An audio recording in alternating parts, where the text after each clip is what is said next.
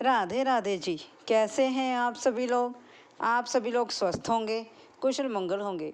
आप सभी के स्वास्थ्य और कुशल मंगल की कामना मैं ईश्वर से करती हूँ कि आप सभी लोग स्वस्थ रहें और कुशल मंगल रहें। एक बार की आपको बात सुनाते हैं। एक बार श्री कृष्ण अपने भक्त के घर आए। आप देखो, भगवान खुद भक्त के घर चलने के लिए आए हैं, तो कुछ ना कुछ तो खास होगा और कुछ ना कुछ तो तिकड़म लड़ाने के लिए आए होंगे। ऐसे तो भगवान किसी भक्त के घर नहीं पधारते। जैसे ही श्री कृष्ण किसी भक्त के घर आए, भक्त के घर आने से उन्होंने भक्त से पूछा, ये घर किसका है? भक्त ने मुस्कुराते हुए कहा, प्रभु ये घर आपका है। और ये गाड़ी किसकी है? फिर भक्त ने फिर यही उत्तर दिया, प्रभु ये गाड़ी भी आपकी है। ऐसे करते करते भगवान श्री कृष्ण ने उनसे पूछा कि ये जो घर के मेंबर हैं ये किसके हैं? भक्त का तो वही उत्तर था, प्रभु ये भी सभी आपके हैं, मेरा क्या है, मैं तो अकेला आया था, ये सब कुछ आपने दिया है, आप ही का है। खूब सारी चीज़ें थी भक्त के घर में, जो करते करते श्री कृष्ण जी सभी चीज़ों के बारे में उन्होंने कहा। लेकिन भक्त का भी फिर एक ही जवाब था कि प्रभु ये सब कुछ आपका है।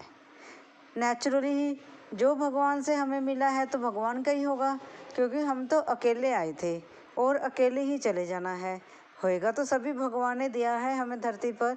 किसी पास बंगला है, गाड़ी है, किसी के पास बंगला है या नहीं है, किसी पास छोटा घर है, किसी के पास बड़ा घर है तो ईश्वर की देन है।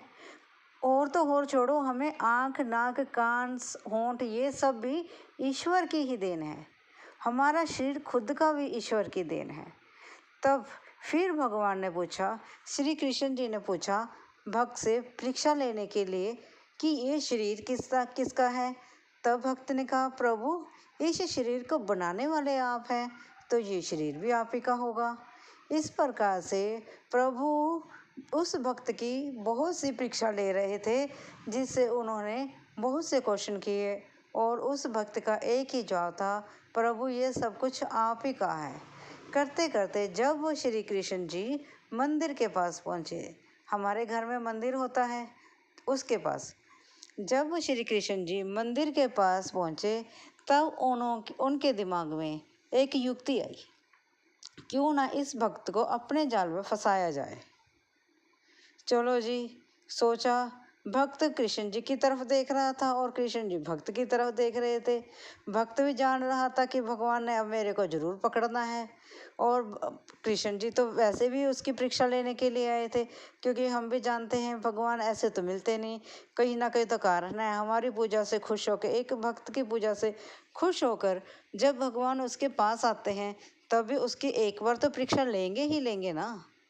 जैसे हमारे टीचर होते हैं, जैसे हमारे गुरु होते हैं, जब वह हमारे घर कभी पधारते हैं, जब हम उनकी आओ भक्त करते हैं, अपने गुरु की आओ भक्त करते हैं, आदर सहित बैठाते हैं, उन्हें खाने पीने के लिए देते हैं, खाना वगैरह परोसते हैं, तब फिर भगवान जी भी उनकी फिर परीक्षा तो लेते हैं।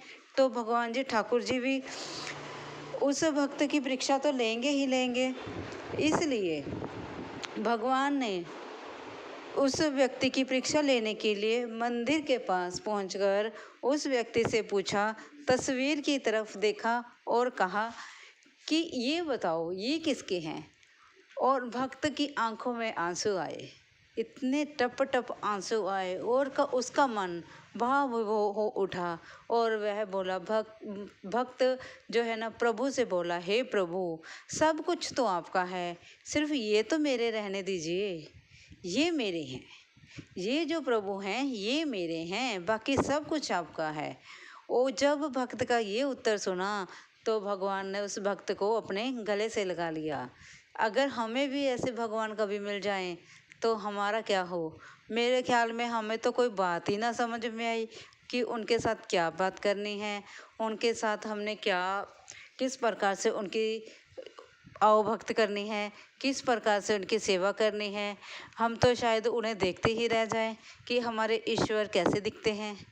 मेरे ख्याल में तो ऐसा ही होगा, क्योंकि हम भगवान को पाने के लिए, उनको साक्षात देखने के लिए इतना तरस जाते हैं, इतना हर समय उनकी प्रतीक्षा करते हैं कि अगर किसी समय अपने सामने आ जाएं तो शायद हमारे पास बोलने के लिए कुछ शब्द ही नहीं होंगे। हम सभी यही प्रार्थना करेंगे, जैसे उस भक्त की परीक्षा लेने की ही बहाने सही उसके घर आए, कि भगवान हम सभी के घर में आए। अगर आपको ये वीडियो अच्छी लगी हो, प्लीज़ लाइक और सब्सक्राइब ज़रूर करें। Thank you ji.